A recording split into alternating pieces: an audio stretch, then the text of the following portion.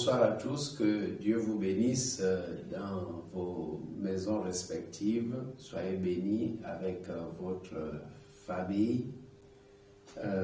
Soyez bénis avec vos familles. Que la grâce et la paix de Dieu vous soient abondamment multipliées. Seigneur, merci pour cette soirée. Merci pour l'enseignement que tu as préparé pour chacun de nous. Que le Saint-Esprit nous enseigne toutes choses au nom de Jésus. Amen. Amen. Alors, sans plus tarder, nous allons lire dans Jacques, épître de Jacques, au chapitre 5. Nous allons commencer par le verset 14. Verset 14, et puis bon, on va lire en descendant. Quelqu'un parmi vous est-il malade, qu'il appelle les anciens de l'Église, et que les anciens de l'Église prient pour lui en loignant d'huile au nom du Seigneur. La prière de la foi sauvera le malade, et le Seigneur le relèvera, et s'il a commis des péchés, il lui sera pardonné. Confessez donc vos péchés les uns aux autres, et priez les uns pour les autres, afin que vous soyez guéris. La prière fervente du juste a une grande efficace. Élie était un homme de la même nature que nous. Il pria avec instance pour qu'il ne plût point, et il ne tomba point de pluie sur la terre pendant 3 ans et 6 mois. Puis il pria de nouveau, et le ciel donna de la pluie, et la terre produisit son fruit. La fois passée, nous avons parlé, n'est-ce pas, de la consécration des anciens de l'Église. D'abord, le premier point, c'était la prière de la foi. Nous avons parlé ensuite de la consécration des anciens de l'Église. Et puis, nous avons abordé les prières des fidèles. Nous avons retenu que la consécration des anciens d'Église doit se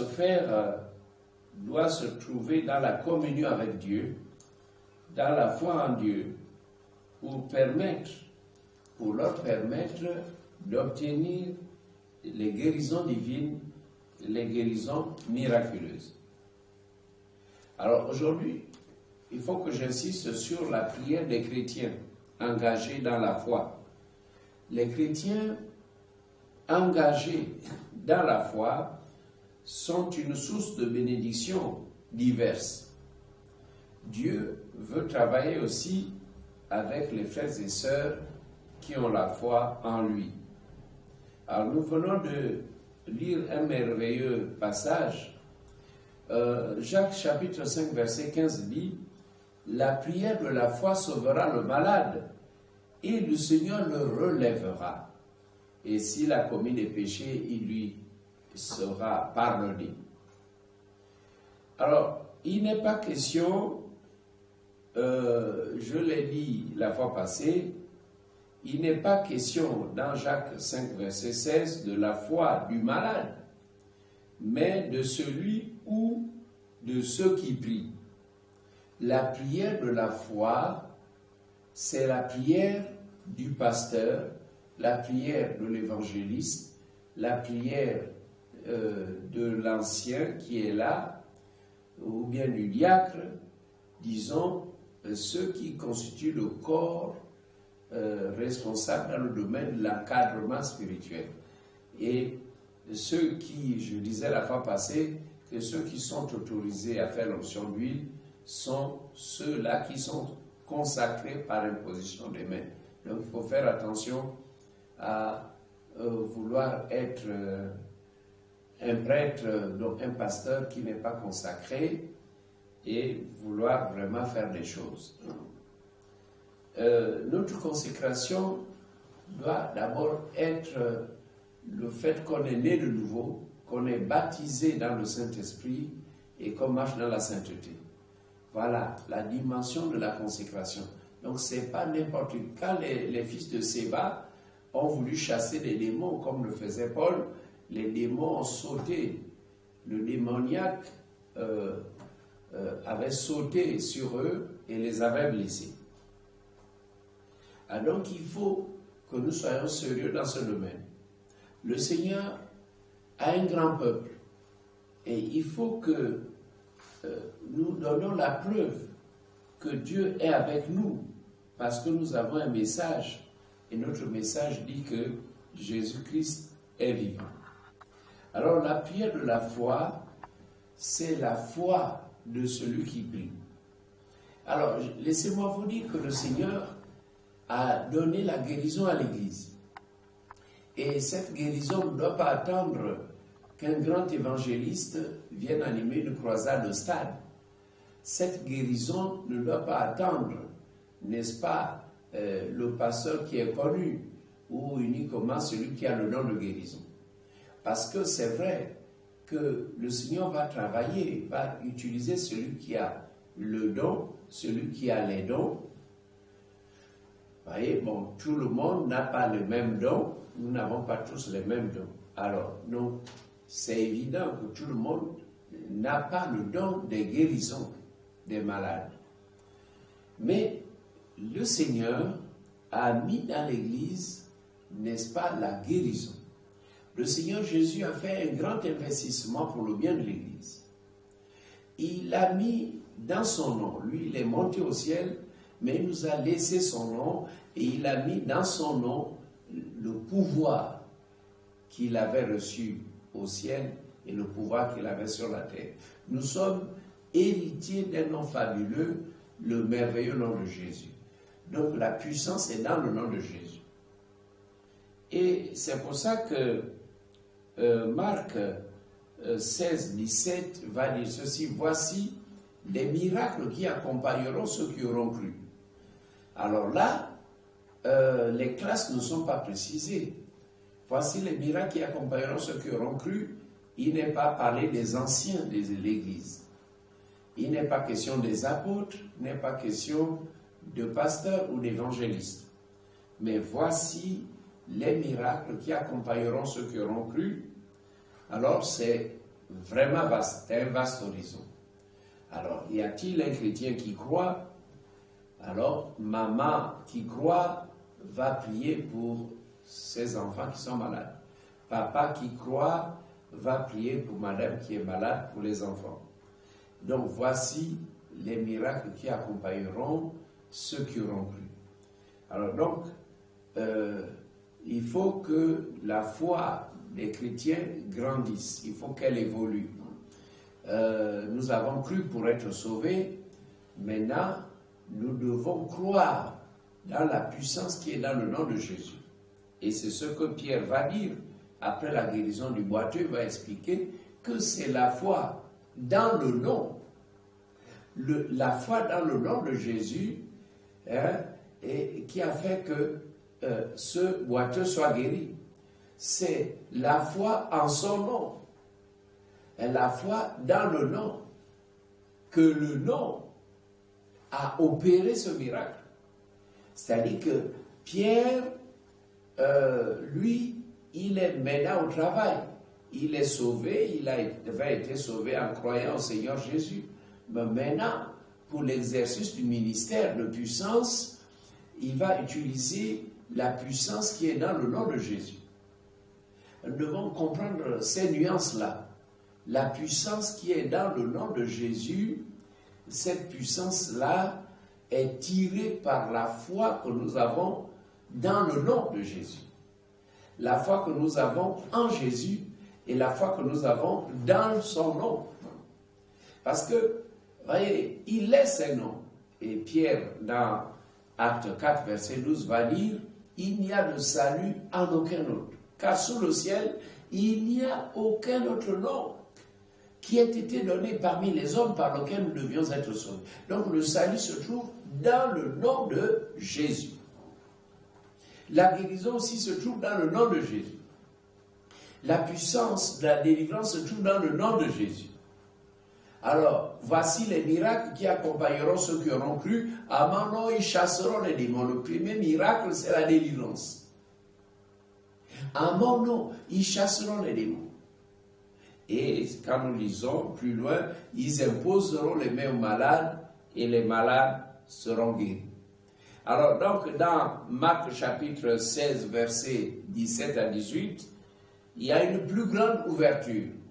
Ça veut dire que celui qui a la foi dans l'église, le chrétien qui a la foi, le papa qui a la foi, la maman qui a la foi, le jeune qui a la foi, Dieu honore la foi. Voilà, comprenons-le. Alors, mais je précise que pour arriver à l'exercice du ministère, il faut avoir reçu la puissance qui se trouve dans Acte 1:8. Pourquoi Jésus a dit à des apôtres, à ses disciples, ne vous éloignez pas de Jérusalem, mais attendez la promesse qui vous a été faite. Acte 1, verset 8 va dire, mais vous recevrez une puissance. Le Saint-Esprit survenant sur vous. Mais vous recevrez une puissance, celle qui vient du Saint-Esprit, celle que le Saint-Esprit donne. Donc, si tu n'es pas qualifié, si tu n'as pas la puissance, tu ne peux pas faire grand-chose. Et quand on ne cherche pas la puissance, bon, on va témoigner, certes, on va aussi prêcher. Et c'est pour ça, dans le monde, il y a beaucoup de prédicateurs qui n'osent pas avancer dans la manifestation de la puissance. Parce qu'ils ont appris la théologie et c'est tout. Hein? C'est tout. Ils sont habiles dans les sermons, mais ils ne peuvent pas aller plus loin. Et quand ils sont bloqués, ils sont vraiment bloqués. Il y en a qui sont bloqués. Il y a des églises qui sont complètement bloquées.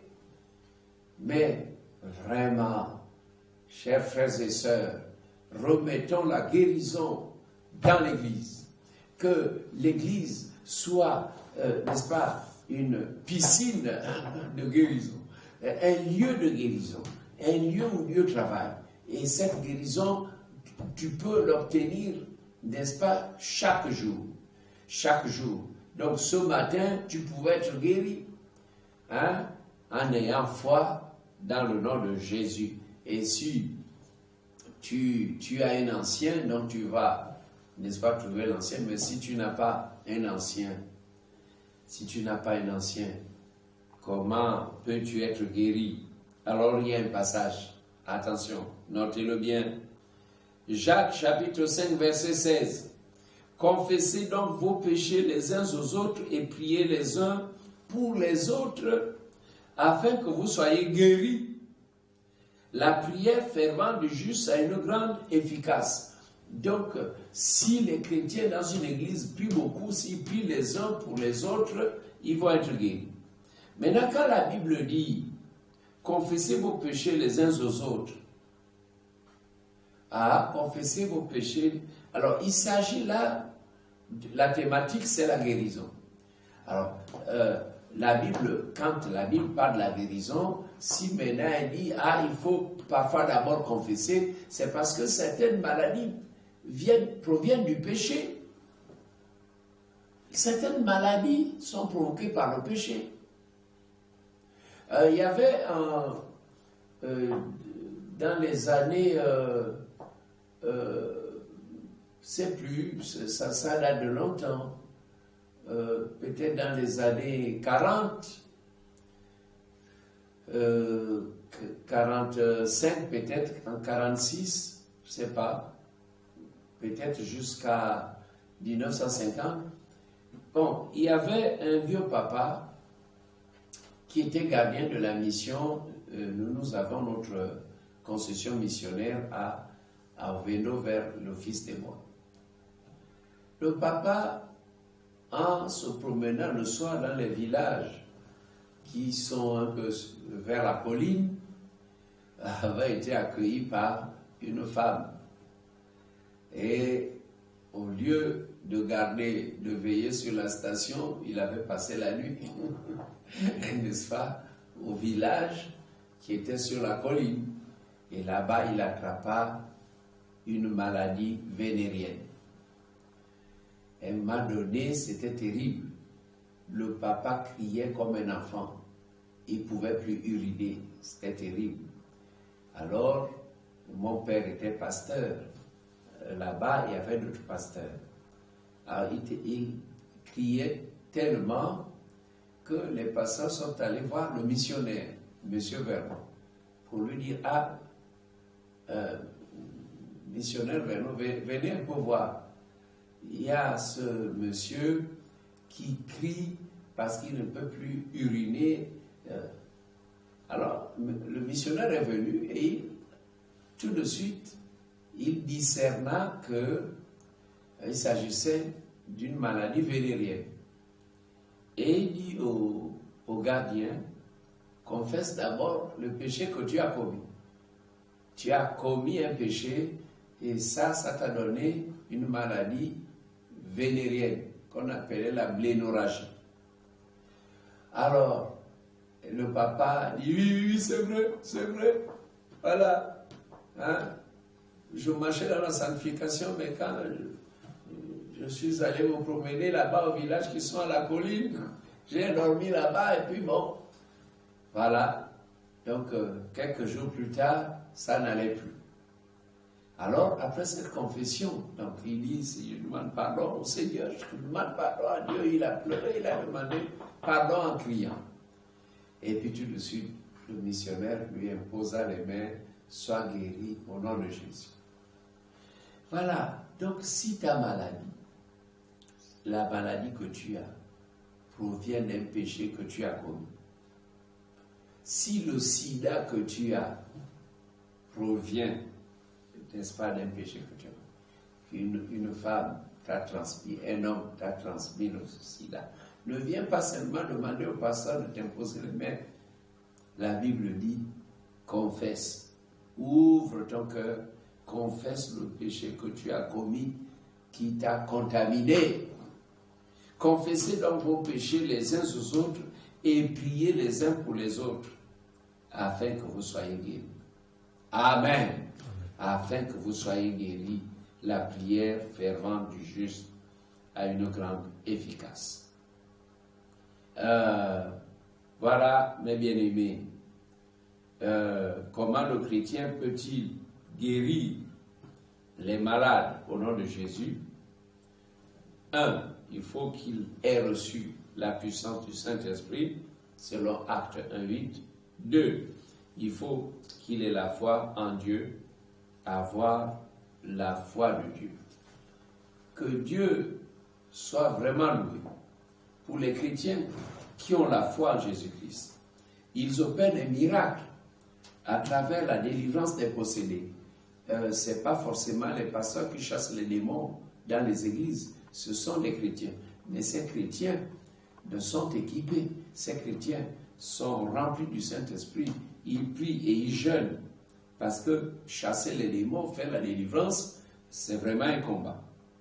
Donc quand ils encadrent les âmes, ils prient pour les nouveaux convertis et le Seigneur les exauce. Ils prient pour les autres, afin que Dieu pardonne les péchés et des nouvelles âmes. Ceux-là peuvent obtenir la guérison des malades.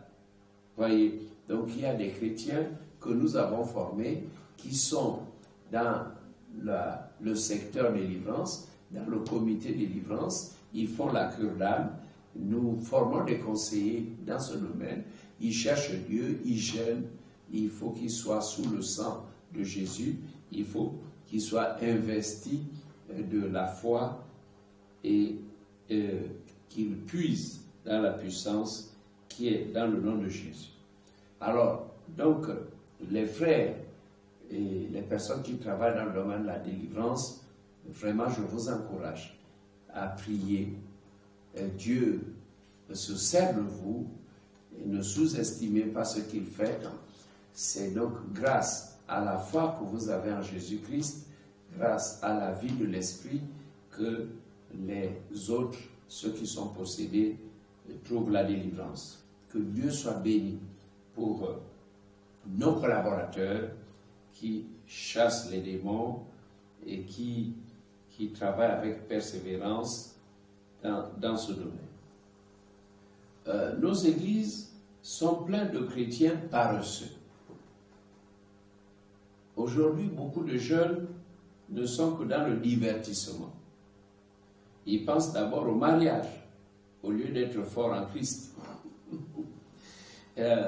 Mais moi, quand j'ai grandi, les gens de ma génération cherchaient Dieu d'abord. Hein. J'ai passé des années remplies du Saint-Esprit, baptisé d'eau en 1966, rempli du Saint-Esprit en 1967. Et oui, et quand je vais jusque dans les années 70, je suis rempli du Saint-Esprit et je ne pense pas au mariage. Ah oui, aujourd'hui, il y a beaucoup de divertissement, beaucoup de paresse. Les gens ne cherchent pas Dieu. Et à l'époque, je gênais beaucoup. Je gênais. Je ne savais pas qu'un jour, Dieu m'utiliserait pour la guérison des malades, qu'il y aurait des miracles. Mais je gênais. Je pouvais gêner 6 mois avant d'arriver à la prochaine convention. Je gênais 6 mois avant, quel que soit le travail, parce que j'étais banquier, je travaillais, j'avais des responsabilités, mais tous mes samedis étaient des jours de jeûne. Des jours où je me consacrais à la prière. Et 6 mois durant, je priais pour la prochaine convention, que les autres appellent le synode. Et quand j'arrivais à ce grand événement, j'étais l'évangéliste que les papas sélectionnaient pour annoncer l'évangile de délivrance. Et il y avait des miracles et des prodiges. Et oui, à l'époque, c'est ça. Mais il y a plein de jeunes pasteurs sans impact, plein de jeunes évangélistes sans impact. Non, il faut chercher Dieu. Il faut chercher Dieu. C'est vrai que les temps sont difficiles, mais il faut chercher Dieu. Il ne faut pas être paresseux, il ne faut pas trop dormir. Regardez, à mon âge, je veille la nuit, hein. Je veille, je prie, je travaille. Pourtant, j'ai un certain âge. Alors, ne soyez pas paresseux, mais cherchez Dieu, vous allez voir, Dieu va travailler. Remettons la guérison dans l'Église, que les chrétiens se promènent avec la guérison miraculeuse, que les anciens, n'est-ce pas, travaillent dans le domaine de la guérison miraculeuse. Et donc les âmes seront guéries, et les âmes croiront au Seigneur Jésus. Et là, c'est vrai, ces résultats prouveront que Jésus-Christ est le même hier, aujourd'hui et éternellement. Que Dieu nous bénisse tous. Amen. Merci Seigneur pour ta parole. Tu es en train d'exhorter l'Église, de la préparer. C'est vrai, comme nous attendons un puissant réveil, pendant ce réveil, personne ne sera paresseux, mais chacun détiendra par ta grâce la puissance, le don de guérir les malades. Merci Seigneur, que ce don vraiment soit donné à plusieurs et que les jeunes se lèvent maintenant. Si les vieux sont fatigués, que les jeunes se lèvent avec la puissance de guérir les malades. Seigneur, travaille dans nos églises au nom de Jésus. Amen.